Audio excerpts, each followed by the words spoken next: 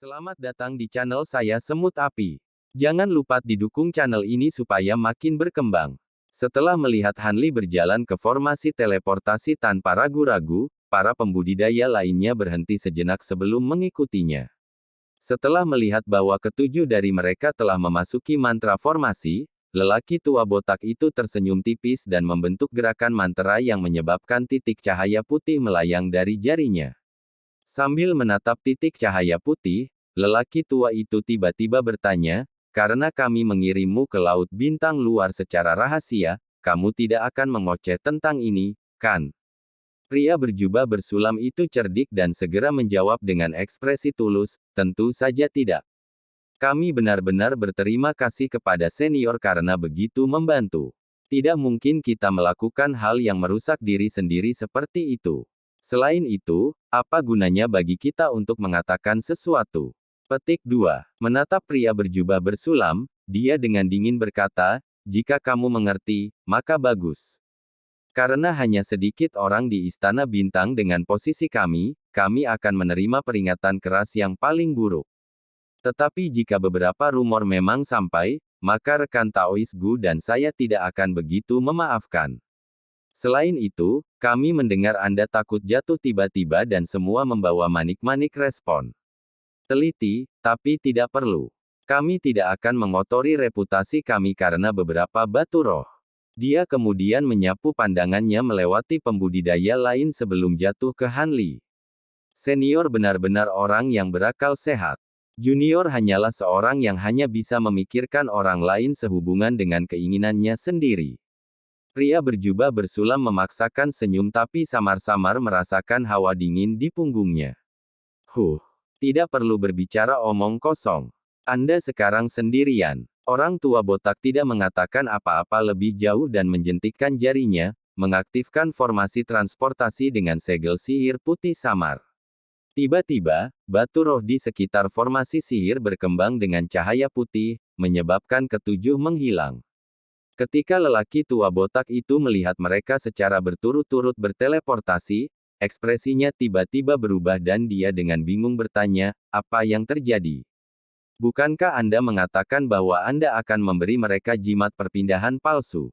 Mengapa Anda memberi mereka yang asli?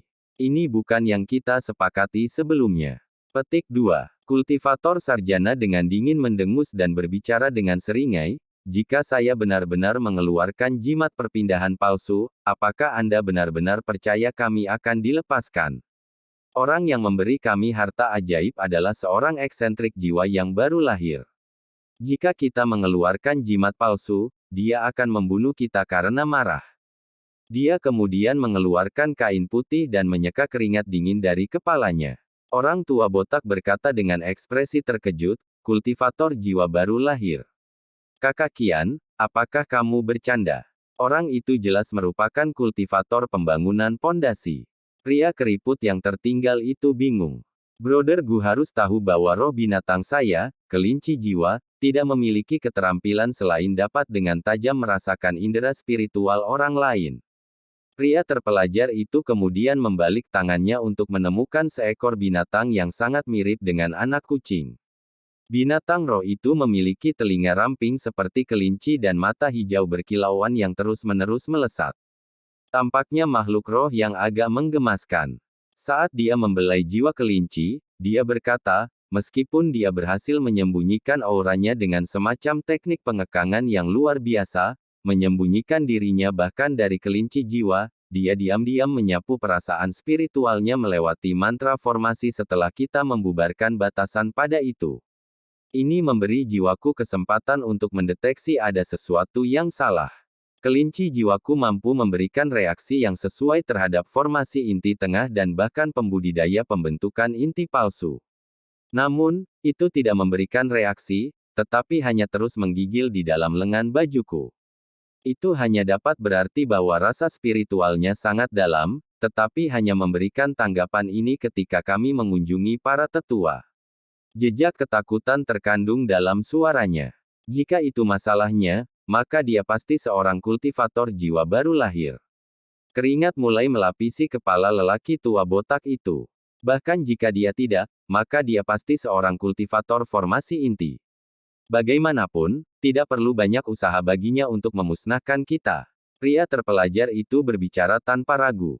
Untunglah, saudara Qian sangat cerdas. Jika kita mengeluarkan jimat palsu, kita akan membawa kehancuran kita sendiri. Saya awalnya mengira dia adalah individu yang cukup eksentrik untuk memberi kami masing-masing harta ajaib tanpa sakit hati sedikit pun, tapi setelah berpikir lebih jauh, lelaki tua itu kemudian dengan ketakutan bertanya, tapi apakah akan ada masalah yang dihasilkan dengan mengirimnya ke Laut Bintang luar? Petik 2. Masalah apa? Dia adalah seorang pembudidaya jiwa baru lahir gelandangan.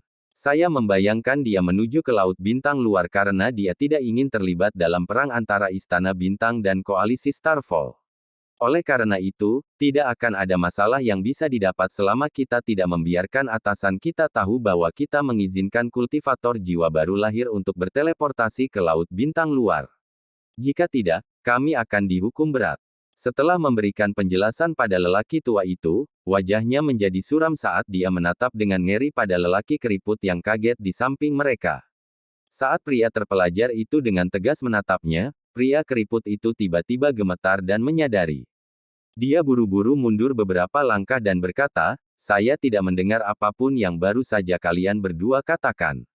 Aku tidak akan bicara omong kosong apapun, sebelum pria yang keriput itu bisa menyelesaikannya, seberkas cahaya kuning diam-diam terbang keluar dan berputar di sekelilingnya beberapa kali sebelum dia hancur berkeping-keping.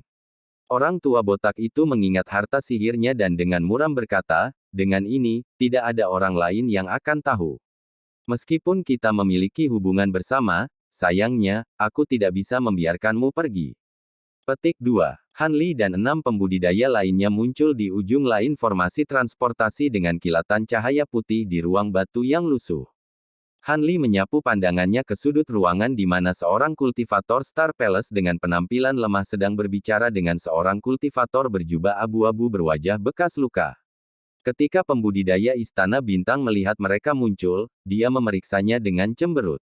Namun, dia segera kehilangan minat dan terus berbicara dengan kultivator berjubah abu-abu. Kultivator yang bertanggung jawab atas formasi berkata dengan nada tidak senang, "Saya sudah mengatakan ini. Saat ini ada perlengkapan di tempat yang membuat formasi hanya satu arah. Itu hanya bisa menerima, bukan mengirim. Sekte telah mengambil semua jimat perpindahan dariku, dan bahkan aku tidak bisa lagi kembali. Tidak ada gunanya rekan Taois mencoba memaksaku." Petik 2. Kultivator berjubah abu-abu berteriak dengan marah, "Omong kosong. Ada beberapa orang yang kembali beberapa hari yang lalu. Bagaimana formasi transportasi bisa berubah begitu cepat?" Petik 2. Saya sudah menjelaskannya berkali-kali, tetapi Anda suka mengabaikan saya. Saya tidak lagi memiliki kewajiban untuk berbicara lebih jauh. Kultivator Star Palace memelototi pria itu sebelum duduk dan menutup matanya. Ketika kultivator berjubah abu-abu melihat bahwa dia diabaikan, kulitnya berubah menjadi merah cerah, tetapi dia tidak mengambil tindakan sedikit pun. Dia tidak memiliki keberanian untuk bertindak melawan kultivator Istana Bintang. Dia berbalik di tempat dengan sangat gelisah, tetapi ketika ekspresinya langsung jatuh pada Han Li dan yang lainnya yang telah tiba, wajahnya tiba-tiba menjadi gembira. Dia berjalan ke arah mereka sebelum berhenti beberapa langkah di depan mereka dan memberi hormat pada pria bordir, yang jelas tampak sebagai pemimpin kelompok, sebelum dengan sopan bertanya, "Apakah Anda rekan Taois datang dari kota Bintang Surgawi?" Setelah melihat bahwa lelaki berwajah bekas luka itu juga adalah seorang kultivator pembangunan pondasi, dia tidak berani mengabaikannya dan menjawab, "Benar, kami baru saja tiba." "Ada apa, rekan Taois?" Namun, dia sudah bisa menebak apa yang akan dikatakan oleh pembudidaya berjubah abu-abu. Kultivator berjubah abu-abu bertanya dengan nada penuh harap, "Saya Su Yun. Saya sudah berada di laut luar selama beberapa tahun.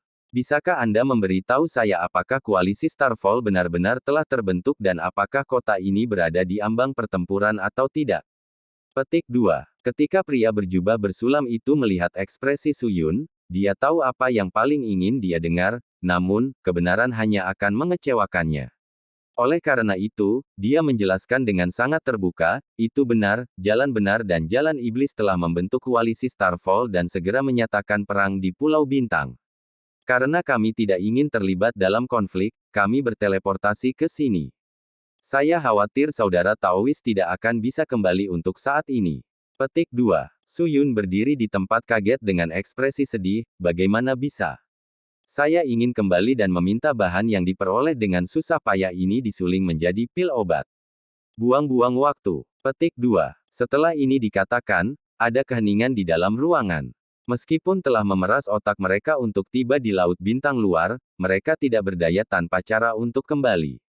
Setelah beberapa saat, ekspresi pria berjubah bersulam berubah dan dia tiba-tiba menoleh ke pria berjubah abu-abu itu. Dia dengan ramah berkata, nama saya Yi Jing, dan ini adalah teman dekat saya.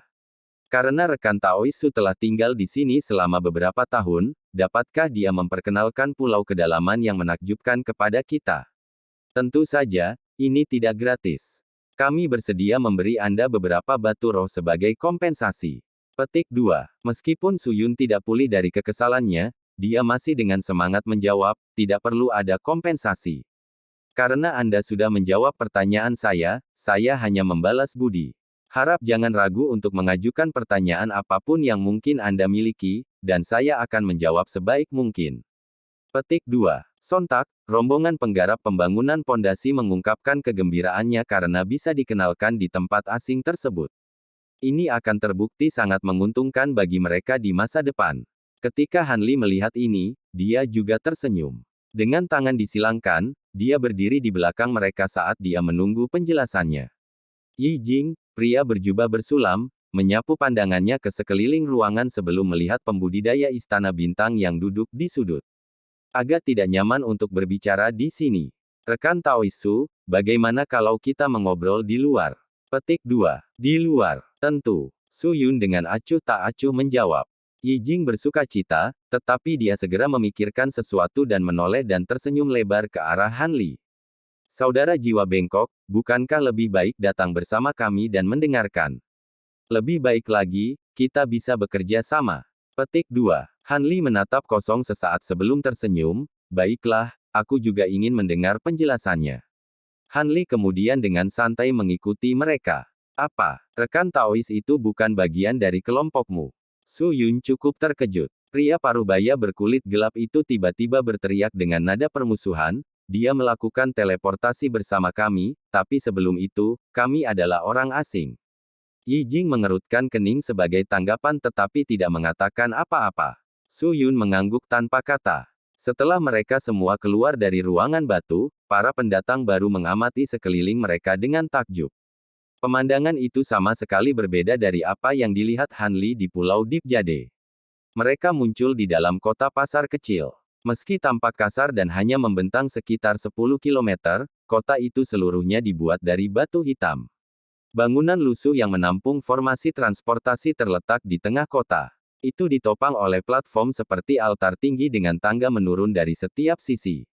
Karena ketinggian dari daerah sekitarnya, mereka dapat melihat dengan jelas kota sekitarnya. Kota itu sepertinya dikelilingi oleh tembok batu setinggi 12 meter bersama dengan penghalang putih yang berkilau. Namun, ada gedung-gedung tinggi dengan berbagai ukuran di balik tembok. Anehnya, tidak satu pun dari mereka memiliki atap runcing, semuanya datar. Sekilas, meski kota itu penuh dengan bangunan, hanya sedikit yang dibangun sendiri. Itu bukan hanya sederetan bangunan batu yang disatukan, melainkan, masa bangunan batu yang sering berbaris menjadi satu. Yang paling mengejutkan Han Li adalah bahwa beberapa manusia berbaur di antara para pembudidaya di jalan batu hitam mentah, sesekali bergegas masuk dan keluar dari bangunan batu. Tapi ini tidak cukup untuk mengejutkan Han Li dengan sendirinya, itu adalah fakta bahwa mayoritas manusia adalah wanita muda dan cantik. Adapun makhluk fana lainnya, mereka adalah pria kekar dan pemuda yang lembut. Ketika kelompok Yi Jing melihat ini, mereka sama terkejutnya dengan Han Li. Karena mereka ingin melakukan perjalanan ke Laut Bintang Luar, itu wajar untuk melakukan penelitian di pulau-pulau sebelumnya. Namun, pemandangan ini benar-benar bertentangan dengan informasi yang mereka peroleh. Ekspresi aneh sesaat muncul di wajah Yi Jing. Dia kemudian berkata dengan suara yang dalam, rekan Taois Liu, lihat lagi slip giok yang berisi informasi tentang pulau kedalaman yang menakjubkan. Mungkinkah kami salah?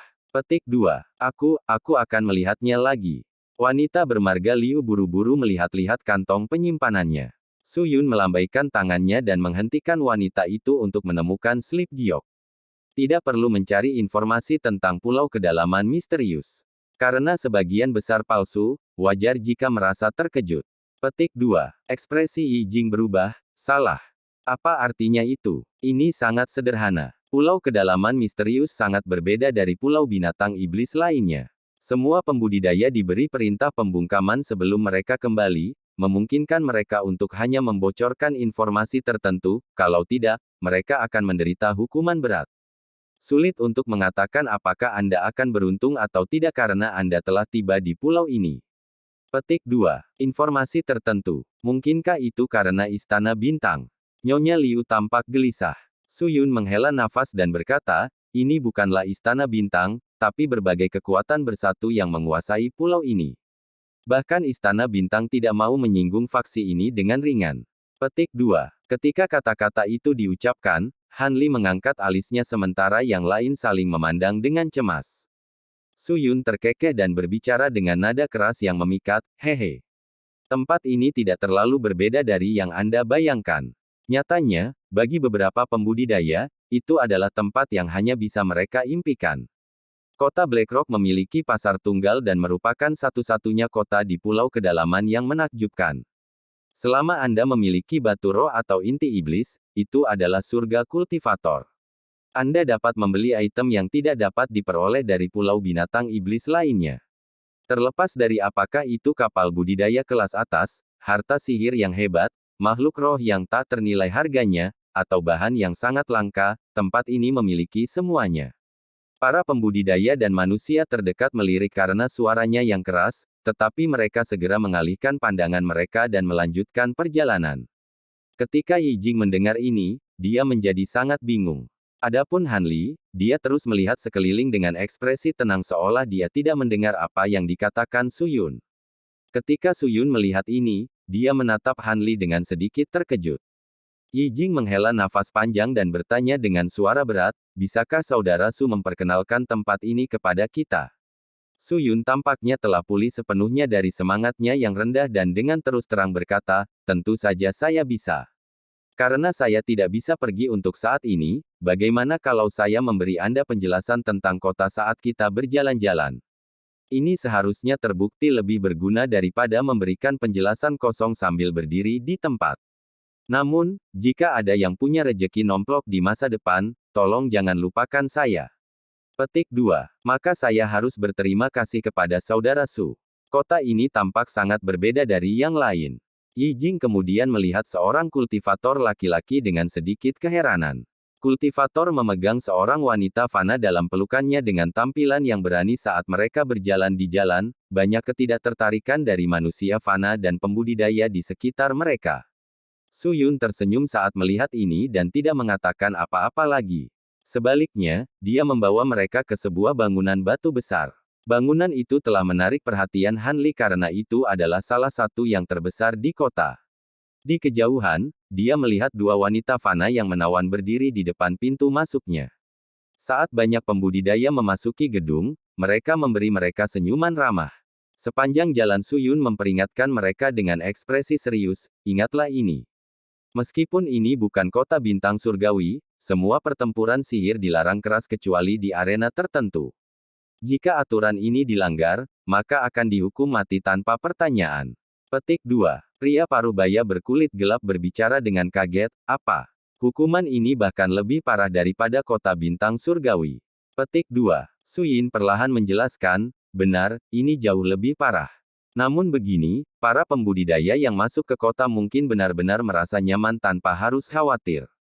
Sepengetahuan saya, tidak ada yang pernah berhasil melakukan balas dendam dan berhasil meninggalkan kota hidup-hidup. Bagaimanapun, ada penjaga berdiri Nas Chen Sol senior setiap saat. Petik 2. Seorang pembudidaya jiwa baru lahir. Kelompok Yi Jing semuanya menunjukkan ekspresi kaget. Hati Han Li bergetar hebat dan dia menjadi sangat waspada. Baik, mari kita tunda pertanyaan lagi sampai kita masuk ke dalam. Di bawah senyuman dua wanita fana cantik itu, kelompok itu dengan khawatir mengikuti Su Yun ke dalam gedung. Adapun Han Li, kilatan aneh berkedip dari matanya sebelum dia dengan penasaran mengikuti mereka. Setelah berjalan melalui pintu masuk yang besar, layar melingkar besar menghalangi jalan mereka. Layarnya berwarna merah muda dan memiliki gambar seorang pelayan istana yang terbang melintasi langit. Meski sosok wanita itu ditampilkan dari belakang, itu tampak berfluktuasi seolah-olah dia benar-benar sedang terbang. Dari cahaya merah muda samar yang dipancarkan layar, itu tidak mungkin alat sihir tingkat rendah. Di sisi layar, ada dua pintu setengah lingkaran. Dan di depan layar, ada seorang kultivator wanita yang mengenakan jubah istana biru dan tampak berusia 30 tahun. Dia dengan senang hati mengobrol dengan kultivator laki-laki yang tersenyum. Tapi anehnya, meski terlihat biasa, setiap orang salah satu gerakannya dipenuhi dengan pesona feminin yang matang. Selain itu, senyum yang dia kenakan saat dia berbicara menunjukkan ketertarikan yang sedikit menggoda. Meskipun dia adalah seorang kultivator pembangunan pondasi tahap tengah seperti pria yang dia ajak bicara, pria itu benar-benar terpesona olehnya. Namun, ketika wanita itu melihat Su Yun dan yang lainnya, matanya tiba-tiba menjadi cerah dan dia bertepuk tangan, menyebabkan seorang gadis fana muda keluar dari balik pintu. Saat kultivator pria diseret ke belakang layar, dia menatap kultivator wanita dengan ekspresi enggan. Jadi, jika itu bukan Taois Su, saya mendengar Anda ingin kembali ke kota bintang surgawi, tapi saya kira formasi transportasi masih tidak dapat digunakan. Suara wanita itu lembut dan memikat, menghadirkan rasa nyaman bagi mereka yang mendengarnya. Han Li tanpa sadar mengerutkan kening dan tertawa getir di benaknya. Tampaknya sebagian besar pembudidaya wanita yang dia temui mengembangkan semacam teknik sihir rahasia. Meskipun teknik sihir wanita ini jauh lebih rendah dari roh peri ungu dan Yuan Yao, itu lebih dari cukup untuk dengan mudah menangkap pikiran beberapa pembudidaya pria kelas rendah. Dengan pemikiran itu, Han Li menyapu pandangannya ke seluruh penggarap. Yi Jing dan Su Yun mampu menjaga ekspresi mereka tetap lurus, tetapi kultivator pria lainnya memiliki ekspresi yang tidak wajar. Tatapan mereka tanpa sadar melintasi tubuh wanita itu. Para pembudidaya ini adalah pendatang baru. Aku membawa mereka untuk melihat-lihat, Su Yun kemudian berkata dengan nada kesal, mengenai kembali ke kota bintang surgawi, aku khawatir itu tidak akan terjadi untuk sementara waktu. Saya tidak berharap berita itu benar, pertempuran akan segera terjadi. Petik 2. Dengan mata berbinar, wanita itu dengan menawan menutupi senyumnya dan berkata, masih bagus kalau kamu akan tetap di sini. Jika Anda pergi, saya akan kehilangan pelanggan tersayang. Pesona dewasa wanita itu telah sepenuhnya menangkap pria yang rentan di pesta, membuat dua wanita di antara mereka memerah karena malu. Kesal karena wanita itu menggunakan teknik sihirnya, Su Yun memanggilnya, Nona Ming, mereka adalah tamuku. Tolong, lencana. Petik 2. Hehe, baiklah. Tetapi tampaknya para Taois ini seharusnya tidak memiliki masalah di pulau ini, budidaya mereka tidak kalah dengan Anda. Nyonya Ming terkekeh dan kemudian melirik Han Li dan Yi Jing sebelum menghapus teknik sihirnya, mengembalikan penampilannya menjadi wanita biasa. Perubahan terjadi dengan cepat, menyebabkan yang lain berhenti sejenak sebelum mengungkapkan rasa malu. Wanita itu kemudian bertepuk tangan, memanggil seorang wanita muda dari balik tirai. Lady Ming dengan dingin berbicara kepada wanita fana, bawa Tuan Su ke pelelangan. Ini akan segera dimulai. Kemudian dengan lambaian tangannya, dia memberikan lencana giok hijau kepada Su Yun. Su Yun menerima lencana tersebut dan mengikuti wanita fana itu ke pintu samping tanpa pernah melihatnya. Tentu saja, Han Li dan yang lainnya mengikuti setelah mereka. Dalam sekejap dia memasuki pintu, Han Li merasakan sedikit fluktuasi spiritual Qi seolah-olah dia telah memasuki semacam batasan. Ekspresinya sejenak berubah sebelum kembali normal. Tatapan kelompok mereka menjadi cerah saat mereka melihat pemandangan mempesona yang terbentang di balik layar. Ada jalan setapak dengan lebar sekitar 6 meter yang menuju ke dua aula yang sangat luas. Aula kiri luas dan cerah, dan selain beberapa pilar batu hitam yang tinggi, tidak ada penghalang lain yang terlihat. Selain itu, saat ini ramai dengan aktivitas dengan sekitar 30 pembudidaya menunggu di sana, semuanya dalam satu baris, terlepas dari apakah para pembudidaya ini pria atau wanita, mereka masing-masing ditemani oleh seorang wanita fana muda. Meskipun beberapa pembudidaya laki-laki dengan sembrono menilai perempuan berpakaian minim, hanya ada beberapa kata-kata menggoda yang diucapkan paling banyak, mereka menahan diri seolah-olah mereka takut akan konsekuensinya. Di ujung antrean, ada sebuah ruangan kecil yang pintunya bersinar dengan cahaya putih. Ketika para pembudidaya dalam antrian menempelkan lencana giok mereka ke pintu, pintu terbuka dan hanya mengizinkan satu orang masuk. Adapun aula besar di sebelah kanan, itu ditutupi dengan penghalang cahaya biru redup, menghalangi seluruhnya dari pandangan. Tempat ini disebut paviliun permata cerah. Ini menghususkan diri dalam menjual hasil panen dari laut luar. Barang-barang yang sangat berharga juga dapat dilelang di sini setelah dinilai dengan tepat. Ada beberapa bisnis serupa yang beroperasi di kota tetapi dijalankan oleh kekuatan yang berbeda, masing-masing didukung oleh pembudidaya jiwa baru lahir. Tentu saja, paling tidak sebanyak itu dibutuhkan untuk berbisnis di tempat yang seutuh laut luar. Petik 2. Ketika Nyonya Liu mendengar ini, dia menghirup udara dingin dan bergumam, begitu banyak kultivator jiwa baru lahir. Mungkinkah mereka dari 4 elemen serikat pedagang? Petik 2. Su Yun dengan tenang berkata, 4 elemen serikat pedagang. Mereka tidak punya kekuatan di sini. Sementara mereka memegang dominasi atas pulau-pulau binatang iblis lainnya, Pulau Kedalaman luar biasa adalah satu-satunya pulau di mana beberapa faksi bergandengan tangan untuk mengendalikannya. Sementara kekuatan ini sendiri tidak dapat bersaing dengan persatuan pedagang 4 elemen di Laut Bintang Dalam, ketika bergabung bersama di sini, bahkan Istana Bintang tidak berani memperlakukan mereka dengan enteng. Namun, ini hanya terbatas pada Pulau Kedalaman yang menakjubkan. Petik 2. Dari nada suara Brother Su, sepertinya ada sesuatu yang unik tentang Pulau Kedalaman yang menakjubkan. Untuk alasan apa begitu banyak kekuatan berani menentang serikat pedagang 4 elemen? Karena Yi Jing adalah tipe yang lihai dan licik, dia mendengar sesuatu yang salah dari kata-katanya. Dengan ekspresi biasa, Su Yun menjelaskan, hehe. Saudara Yi menebak dengan benar. Nama Pulau Kedalaman yang menakjubkan adalah karena lautan di dekatnya yang sangat dalam dan dipenuhi dengan binatang iblis. Binatang iblis bermutu tinggi yang langka sering terlihat di kedalaman tersebut. Dikatakan bahwa binatang iblis kelas 8 dan lebih tinggi muncul di sana. Untuk binatang iblis kelas tinggi inilah berbagai ahli jiwa baru lahir berdiri dalam oposisi terhadap serikat pedagang 4 elemen, melarang mereka untuk mendapatkan dominasi pulau.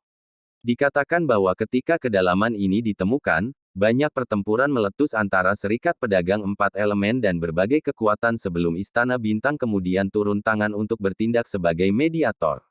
Setelah beberapa kondisi yang tidak diketahui tercapai, pulau itu diserahkan kepada berbagai kekuasaan untuk dikelola bersama. Pada saat itulah dilarang untuk menyebarkan kebenaran Pulau Kedalaman yang mendalam ke Laut Bintang bagian dalam, jika tidak, seseorang akan menemukan diri mereka ingin mati oleh kekuatan gabungan. Petik 2. Han Li sangat kagum dengan ini. Adapun yang lainnya, mereka merasa lebih terkejut. Binatang iblis kelas 8 atau lebih tinggi adalah keberadaan yang setara dengan pembudidaya jiwa baru lahir. Mereka benar-benar ada di sini. Yi Jing tidak bisa menjaga ketenangannya. Saya tidak terlalu yakin. Saya tidak pernah melihat mereka secara pribadi. Namun, memang ada orang yang memburu binatang iblis kelas 7. Paviliun Permata Cerah menjual inti iblis kelas 7 di mana para pembudidaya jiwa baru lahir bersaing dengan harga yang luar biasa. Su Yun kemudian mendecakkan lidahnya karena kagum. Han Li, yang tetap diam sampai sekarang, mengerutkan kening dan bertanya, apakah rekan Taois Su berarti bahwa binatang iblis lebih mudah ditemukan di kedalaman? Su Yun menatap Han Li dengan heran. Setelah berhenti sejenak, dia berkata, binatang iblis sedikit lebih mudah ditemukan di kedalaman. Namun, karena seringnya kemunculan binatang iblis kelas tinggi di sana, ada juga pembudidaya yang tak terhitung jumlahnya yang menemui ajal mereka. Petik 2. Karena kelompok Yi Jing belum pernah mengunjungi pulau binatang iblis lain, mereka agak canggung dengan kata-kata ini. Tapi Han Li berhasil mendapatkan pemahaman tentang kedalaman. Tampaknya ini adalah tempat di mana bahaya datang seiring dengan kekayaan. Jadi itulah mengapa tempat ini sangat aneh. Pesta itu menjadi sunyi sebelum wanita fana yang membimbing mereka dengan hormat bertanya, Tuan, apakah Anda ingin pergi ke aula pertunjukan harta karun atau aula pengumpulan harta karun? Tidak ada yang bisa dilihat di aula pertunjukan harta karun. Hanya beberapa master penilai yang melihat item tak dikenal sebelum menawarkan untuk menukarnya dengan batu roh atau menaruhnya untuk dilelang. Mari kita pergi ke aula pengumpulan harta karun. Item di sana akan memperluas perspektif semua rekan Taois. Su Yun jelas akrab dengan tempat ini. Tanpa menunggu wanita fana memimpin jalan, dia berjalan ke aula kanan. Wanita fana itu tersenyum lebar pada Han Li dan menjelaskan, kami manusia tidak diizinkan memasuki aula pengumpulan harta karun. Pelayan ini akan menunggumu di luar. Petik 2. Han Li mengangguk dan berjalan melalui penghalang cahaya biru tanpa sepatah kata pun. Penghalang cahaya kemudian menutup dengan sendirinya. Interiornya cukup kasar dan sederhana. Selain beberapa kursi kayu, hanya ada panggung selebar 10 meter di ujung aula. Ada seorang lelaki tua berdiri di belakang panggung dengan fasih berbicara ke batu biru bersinar yang dia pegang di tangannya. Sekitar 30 pembudidaya dari berbagai kelas berdiri di bawahnya, yang terdiri dari pembudidaya kondensasi Qi dan pembangunan pondasi. Tidak ada pembudidaya formasi inti di antara mereka. Orang tua itu dengan hormat berkata, batu biru muda ini adalah alat sihir atribut api yang disempurnakan dari bahan luar biasa. Pemiliknya mengajukan penawaran mulai dari 500 batu roh. Menurut aturan yang telah lama ditetapkan, setiap tawaran yang meningkat harus setidaknya 30 batu roh lebih. Mari kita mulai menawar. Petik 2. 530 batu roh.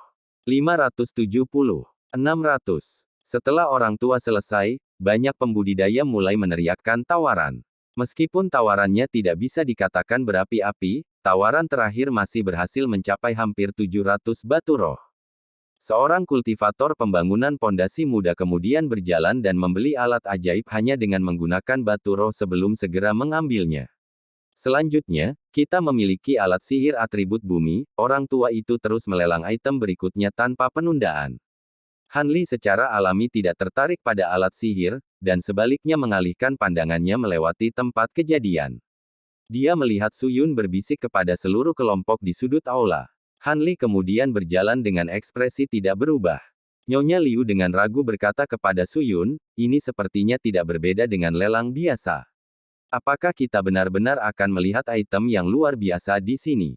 Petik 2. Su Yun berkata dengan ekspresi misterius, tenang. Meskipun lelang sering dilakukan, berlangsung dari satu lelang setiap beberapa hari hingga setengah bulan, setiap lelang akan selalu menampilkan beberapa item luar biasa.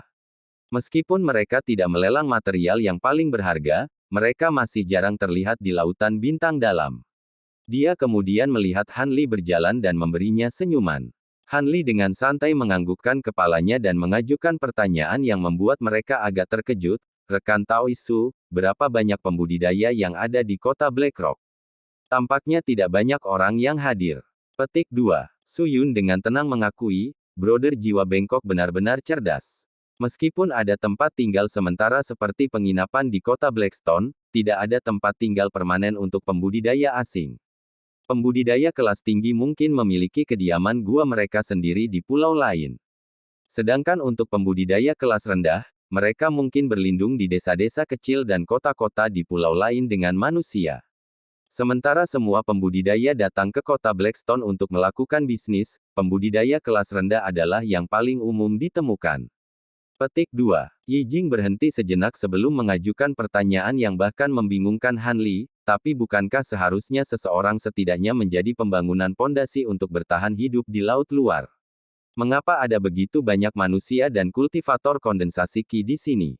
Petik 2. Su Yun dengan tenang menjawab, pertanyaan saudara Yi menyerang pada titik yang paling krusial, yaitu perbedaan terbesar antara pulau kedalaman yang menakjubkan dan pulau-pulau binatang iblis lainnya. Untuk pulau binatang iblis lainnya, beberapa pembudidaya kelas tinggi pergi ke sana untuk berburu binatang iblis sebelum kembali setelah mengumpulkan cukup bahan. Tetapi untuk pulau kedalaman yang luar biasa, beberapa tahun setelah berbagai kekuatan menetap di sini, beberapa tambang batu roh ditemukan di beberapa pulau terdekat, dan beberapa lokasi produksi untuk bahan budidaya yang dibutuhkan juga didirikan, menyebabkan pulau itu menjadi sepenuhnya cukup sendiri. Dengan demikian, beberapa pembudidaya mencari nafkah di sini dan menyeret bersama keluarga mereka, akhirnya menghasilkan banyak manusia dan pembudidaya kelas rendah di kota ini.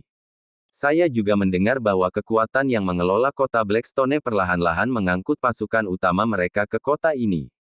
Saya rasa dalam beberapa puluh ribu tahun, tempat ini akan menjadi Laut Bintang Dalam kedua. Namun, selain kota Blackstone, desa-desa di pulau lain tidak bisa dianggap aman sama sekali. Desa-desa kecil itu sering dimusnahkan oleh serangan mendadak dari binatang iblis kelas tinggi. Situasi saat ini di tempat ini sangat mirip dengan bagaimana Laut Bintang Dalam pertama kali terbentuk. Desa-desa kecil itu sering dimusnahkan oleh serangan mendadak dari binatang iblis kelas tinggi. Situasi saat ini di tempat ini sangat mirip dengan bagaimana Laut Bintang Dalam pertama kali terbentuk. Petik 2. Setelah itu dikatakan, kelompok mereka menjadi tercengang. Yi Jing menghela napas dalam-dalam sebelum bertanya, mengapa Istana Bintang dan kekuatan lain tidak terlibat dengan tempat ini? Su Yun dengan dingin mendengus dan berkata, tempat ini jauh lebih makmur daripada Laut Bintang Dalam. Selain itu, masih ada lebih dari cukup ruang kosong di Laut Bintang Dalam bagi mereka untuk bersaing, berapa waktu yang mereka miliki di lautan yang sunyi ini. Faktanya, kekuatan lain benar-benar menantikan faksi yang mengatur pulau itu memindahkan pasukan mereka ke pulau ini. Maka akan ada beberapa faktor yang berperan di Laut Bintang Dalam yang kacau balau. Dia jelas masih muram tentang Istana Bintang yang tiba-tiba menutup formasi transportasi. Setelah pesta Yi Jing mendengar ini, mereka merasa itu masuk akal dan tidak berbicara lebih jauh tentang hal itu setelah saling melirik. Karena mereka adalah pembudidaya pembangunan pondasi awal, akan lebih baik bagi mereka untuk menahan diri dari berbicara tentang kekuatan yang jauh di luar kendali mereka, agar mereka tidak menarik bencana. Setelah menjual beberapa alat dan bahan sihir, seorang pria paruh baya berpakaian biru muncul di belakang pria tua yang bertanggung jawab atas pelelangan.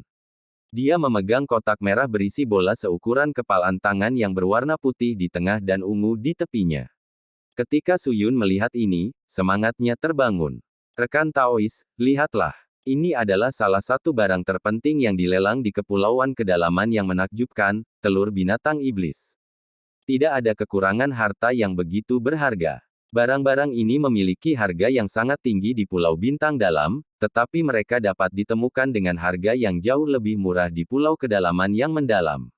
Ini karena selain dari beberapa telur binatang tertentu, sebagian besar dari mereka tidak dapat dipindahkan melalui formasi teleportasi. Saat mereka diteleportasi, kebanyakan telur mati. Itulah mengapa setiap kali telur binatang iblis langka muncul, binatang roh biasanya menetas dan dipelihara sampai dapat mentolerir formasi transportasi sebelum dibawa kembali ke Laut Bintang Dalam. Ini tentu saja setelah pembudidaya kelas tinggi menawar batu roh dalam jumlah banyak untuk itu.